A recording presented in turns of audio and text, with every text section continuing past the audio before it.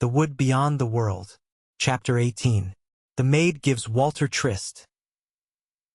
Now on the morrow, when Walter was awake, he found there was no one lying beside him, and the day was no longer very young. So he arose and went through the garden from end to end, and all about, and there was none there. And albeit that he dreaded to meet the lady there, yet was he sad at heart and fearful of what might betide. Howsoever, he found the gate whereby they had entered yesterday, and he went out into the little dale. But when he had gone a step or two he turned about, and could see neither garden nor fence, nor any sign of what he had seen thereof but lately. He knit his brow and stood still to think of it, and his heart grew the heavier thereby.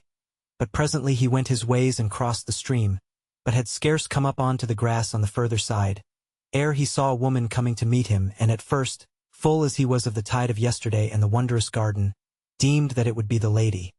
But the woman stayed her feet, and stooping laid a hand on her right ankle, and he saw that it was the maid. He drew anigh to her, and saw that she was not so sad of countenance as the last time she had met him, but flushed of cheek and bright-eyed.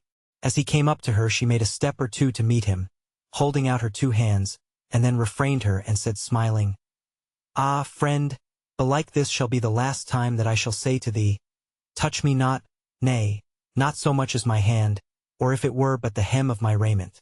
The joy grew up in his heart, and he gazed on her fondly, and said, "Why, what hath befallen of late?" "O friend," she began, "this hath befallen." But as he looked on her, the smile died from her face, and she became deadly pale to the very lips. She looked askance to her left side, whereas ran the stream, and Walter followed her eyes, and deemed for one instant that he saw the misshapen yellow visage of the dwarf peering round from a grey rock, but the next there was nothing. Then the maid, though she were as pale as death, went on in a clear, steady, hard voice, wherein was no joy or kindness, keeping her face to Walter and her back to the stream. "This hath befallen, friend, that there is no longer any need to refrain thy love nor mine. Therefore I say to thee, come to my chamber, and it is the red chamber over against thine, though thou knewest it not. An hour before this next midnight, and then thy sorrow and mine shall be at an end. And now I must needs depart. Follow me not, but remember." And therewith she turned about and fled like the wind down the stream.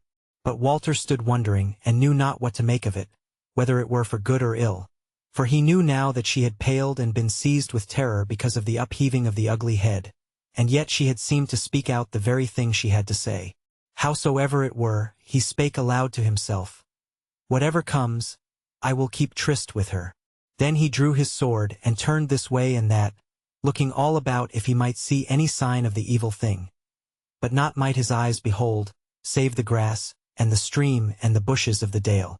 So then, still holding his naked sword in his hand, he clomb the bent out of the dale.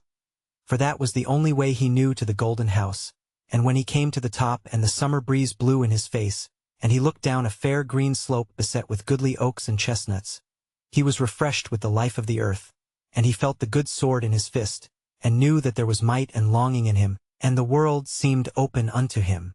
So he smiled, if it were somewhat grimly, and sheathed his sword and went on toward the house.